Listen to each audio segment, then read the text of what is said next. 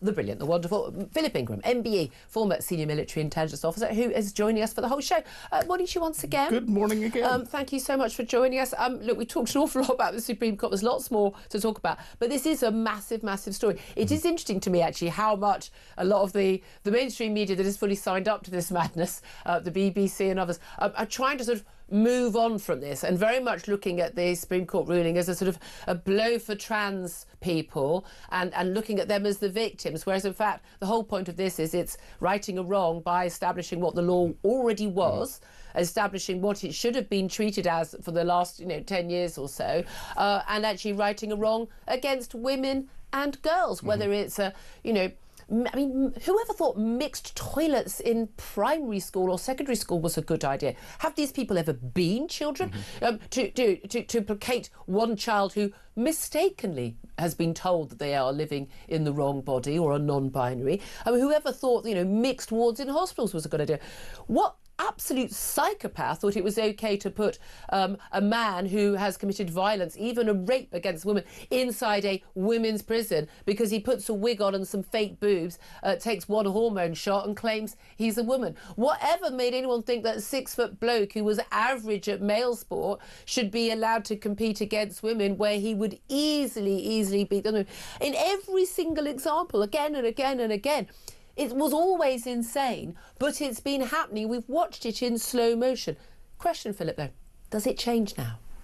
It almost certainly won't change now. That's the trouble. If our politicians wanted to wrestle the initiative back again, and our mainstream media wanted to wrestle the initiative back again, what they should do is turn around and say, we lost our way, we got it wrong, it's now been clarified, we've got that, let us fix the mess that we were part of over the last 15 years. I don't trust them, though. I certainly don't touch. I've got a whole list. I mean, this is just some of them. A whole list of the quotes from members of the sodding cabinet, most senior, most powerful people in the country, and their statements, not like from 2012, from as recently as 2023, as recently as last year, saying things where basically, Angela Rayner, that people who, the idea that a woman who is seeking a refuge, escaping her partner who has raped her, seeking refuge there, could ask for there not to be any men there, and that the people who are pushing for that to be maintained, to protect those women and allow them to feel safe after being brutally assaulted by a partner or a non-partner, as trans exclusionist hate groups. And that was a woman. That was a deputy prime minister of this country. The prime minister of this country thinks that 1% of us, 0.1% of us have penises, and it was wrong for one of his own MPs to say that only women have cervixes. I mean, do you trust any of these people, anyone who pushed this ideology, to right the wrong, or do we need a full clear out of these people? We need a full clear out. They lack any moral courage whatsoever, and that is going to be measured by the excuse book. They've already gone through volume 1 and all chapters. They're probably about volume 16 of excuses as to why they made these statements beforehand and how they've been on a journey, and this has been clarified. No, I'm trying to think of a word I can say on air that I won't get Ofcom for. Yeah, one of them definitely begins with B, and there's a K there. If you know what I mean. I just absolute beep. Yes. I could say it, but I won't. The way you looked at me there. Makes me so angry. But I mean, the battering. I mean, look, any sinner who repenteth, we welcome. Well, exactly. But except what has been done to women activists on this issue. I mean, and men who have done, the Graham Linehans of this world as well. The vicious abuse, the threats, rape threats from male trans activists against women. I mean, it's almost like there was a reason why we didn't want you in our changing rooms or our prisons. But the people have lost their jobs, people have lost their livelihoods, they've been absolutely ousted from civilized society. Look, I don't care. I don't feel any need to be liked by people who are stupid and who are bigoted. I don't care. I had abuse early on. I just turned it back on them, literally just like, come and play. I don't care. And they hate that, so they didn't bother with me anymore. But they've gone for people they thought they could bother. This has been such a vicious, nasty battle, and it's been enabled by the Keir Starmers, the Angela Rayners, the Yvette Coopers and others. as I said earlier, I'm vindictive. I want people punished. It's unforgivable. Our politicians from the very highest level, Prime Minister, Deputy Prime Minister, cabinet members down, have been the catalyst that the... And the last lot said the right stuff but did nothing about it. Well, exactly, but the catalyst that's allowed the trans extremists to have a view that has imposed a minority extremism view on the majority of the people in this country, and it's cost us millions, and it's going to cost us millions to get out of it. But I don't mind us having to pay to get out of it if things change. I fear they won't. And it's going to have to be money, isn't it? They're going to have to be tribunal after tribunal. I mean, but again, we've got the cases, nurses being forced to change in front of a male supposedly claiming he's trans. He's not. Never, no gender recognition. So we've got a man who claims to be a trans woman, a doctor, and they've gone to tribunal. We've got a nurse who is outrageously racially abused. The N-word used her by a violent, aggressive paedophile claiming to be trans, who was handcuffed to prison officers. He's behind bars, and when she was talking to the doctor, she referred to him as Mr. and he said it's outrageous. She is the one who's being disciplined, even though she was talking about inserting a catheter into his penis. I mean, again, if he was a woman, he wouldn't have one, would he? Oh, unless Keir Starmer would like to butt in now and have a word. I mean, the absurdity of this, Maya Forstater lost her job. That's why she's running Sex Matters now. People like Sharon Davies, Olympian swimmer who lost out being a gold medalist because she was dealing with steroid-pumped women athletes from Eastern Europe, saying she would never let that happen again. Steroid-pumped men, i.e. just men with higher steroid levels than women in women's sport. She's lost all of her work. She lost even the charity work that she did. She did for free. And the abuse that these women have had for the years, the attempt to cancel J.K. Rowling, one of our greatest, authors, and a woman who's, a force for good, I would say, in the world.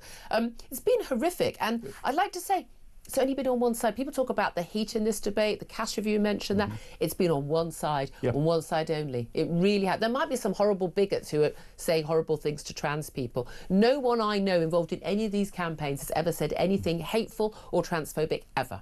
But these trans extremists, there's what, 50, 60, 100? I don't know. A tiny, tiny, tiny, tiny number who have caused so much impact across the board. And people like Sharon Davis, she's never going to be compensated for what she's lost and what she's suffered. But those that have lost their jobs, that have lost their livelihoods, that have everything else, need to be compensated. And I do hope that there's a very big law firm sitting somewhere over in the city there who's getting their class actions together, and we'll take this collectively. Absolutely. I mean, again, I think heads going to have to roll. They really, really do. Love to hear your thoughts on this. 0344 499 1000. Do you think things will change?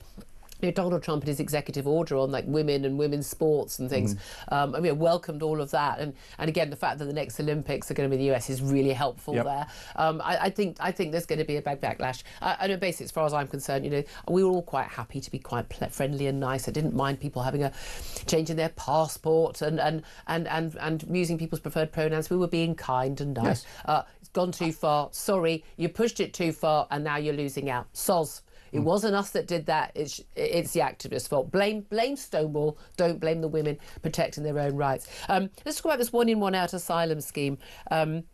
We have had a record 705 illegal migrants across the channel in 24 hours. 8,888, nice easy number to remember. Official figures, it will already be more than that now. We've had a lovely sunny day. I'm guessing the seas are calm on the channel. We've probably had another 500 this morning. But that's the number who've officially crossed the channel since the 1st of January. It's up more than 40% on last year. The latest plan is this one-in, one-out rule. We send over a load of our illegal migrants back to France, and we get an equal number of people here who are trying to come to our country to claim asylum, to get to our country, to be with family members, sort of a family reunification scheme. Will that not, just simply mean no difference to us other than we're not paying for the illegal migrants' hostels, but that's a public saving there, but will that not encourage more people to try and get across to establish that family link and get more people over? Well, a couple of things. 8,888, that's an infantry brigade of fighting aged men coming in. Very good point. We can't sustain this. The threats are enormous. But how do you identify who someone who has got no identity documents, no passport, nothing else, is actually related to someone that has got a legal right to stay in this country without them then going out, having to go through a registration process? So that's going to be set up. So this is another clickbait headline out of the government trying to suggest that they're doing something and trying to divert us from, oh, the gangs haven't been smashed. Where's the smashing the gangs? They have not been smashed. I know, we're all surprised. And are we going to, whenever we send people back, are we going to negotiate with the gangs to get one in? Because the French government clearly doesn't understand, otherwise they'd have dealt with it already. Indeed. Let's talk about your particular area of expertise, and that is the military. Talks are going on in France today. Marco Rubio, the Secretary of State, has arrived in France to talk about the possible peace in Ukraine. He's been with Putin again, another long meeting. I don't know if he was kept waiting 8 hours this time. The idea, if you're the envoy of the United States president, you would wait 8 hours to see another foreign leader. I mean, seriously, 20 minutes in, I'll be back on my plane home. Bye-bye. This guy is the golfing buddy of the president. Yes. He's a very rich man. I'm sure he's great at doing a property deal. No evidence that he may be a deal maker when it comes to international affairs. When he's talked about Ukraine before in an interview online, he didn't even know the names of the 4 provinces, regions of eastern Ukraine which had been taken by the Russians. He seems to think Crimea, we got names wrong, and he thought Crimea was one of them, but not. A bit worrying there, but also he has repeatedly spouted some of the Putin talking points, the Kremlin talking points that the bots put out on social media. We've still got the US president continually talk. I mean, he's blamed Zelensky as the third responsible person for this invasion, and not even for the war continuing, but for actually Russia invading. A bizarre accusation, again, a Kremlin talking point on social media accusation, and continue talking about how millions of people have died in this war when it's in the low hundreds of thousands, still too many. Most of those are Russian troops, which he has sent into the meat, his friend Putin has sent into the meat grinder. Do you think there's any chance that we are going to see any reasonable outcome for the Ukrainian people, the only people who matter in this, in my view? Not unless the Ukrainian people deliver it themselves, with hopefully European support. And Witkoff is being played by Putin, and that's Trump's special envoy. Very embarrassingly. And Trump is listening to him, unfortunately. Marco Rubio is with him in Paris, but I fear what the EU is going to do, if they try to push the EU to do this, is the EU is going to try and set up separate institutions and command and control structures to what already exists in NATO. NATO's used to taking and building the coalition of the willing. It's done it in Bosnia, it's done it in Kosovo, it did it in Afghanistan, it's done it in different places. But the EU might see this as an opportunity to try and bring together the EU in a slightly different way and bring EU defence policy together. That's what really scares me about what's going on here. And this is where Britain's part in it is critical, because we can bring that level of common sense, and if we can get the Americans to reinforce that, we can actually get something on standby should there be some form of peace deal or ceasefire. And I don't think there will be. Yeah, the coalition of the willing hasn't been quite so willing, it would appear. But at the end of the day, Zelensky agreed to a 30-day ceasefire across the board, land, sea, air. Vladimir Putin has put such absurd conditions on that, no agreement whatsoever. Turn me into a unicorn, you may as well add it to it. It was just so nonsensical. But crucially, Zelensky's even said, look, if I'm the problem, there's no doubt there's personal animosity from Donald Trump towards Zelensky. And I think Donald Trump's treatment of him has been utterly appalling, genuinely embarrassingly appalling.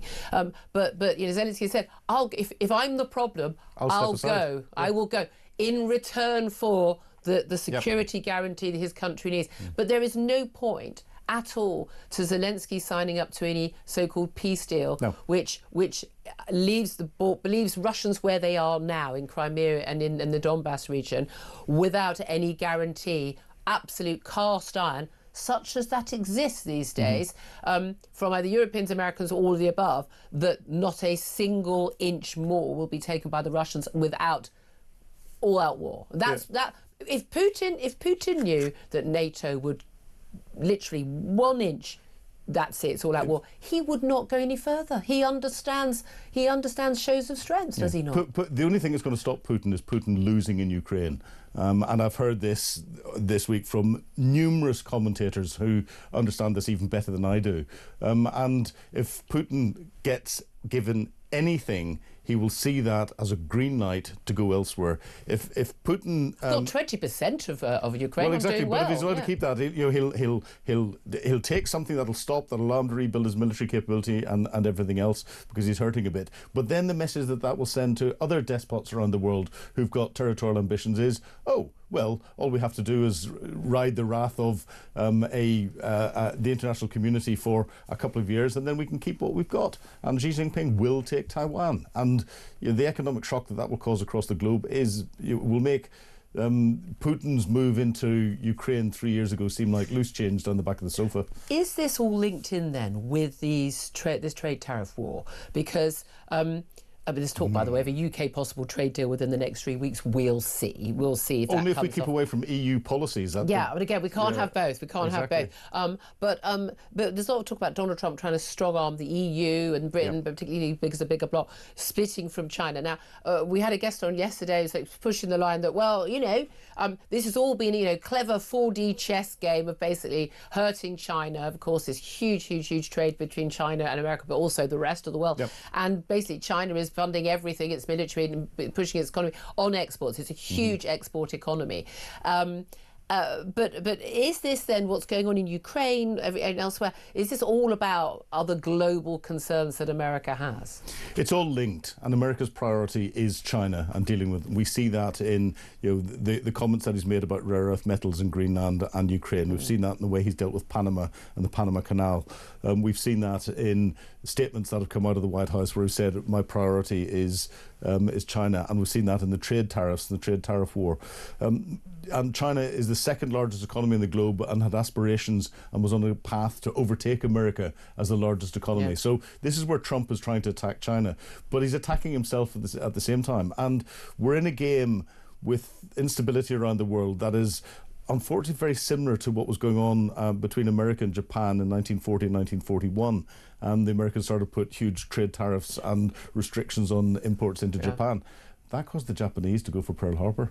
Well, this is my thing. I've been saying this for weeks and weeks after the tariffs were announced, that my concern is that the tariffs are they are a form of diplomacy, are they not? And as you've always said, war is not something separate from diplomacy. No. War is part of diplomacy. I am very worried that an economic trade war becomes a real war. It could lead to a shooting war, and unfortunately what Donald Trump's doing at the moment is he's not breaking up paths to global conflict. He's creating more paths to global conflict. Right. Fascinated to hear your thoughts on that. 0344 499 1000. Do get in touch. Lots of calls coming in, of course, on that landmark ruling by the Supreme Court on women. Well, only one kind of us. There are no subsets. Trans women or men.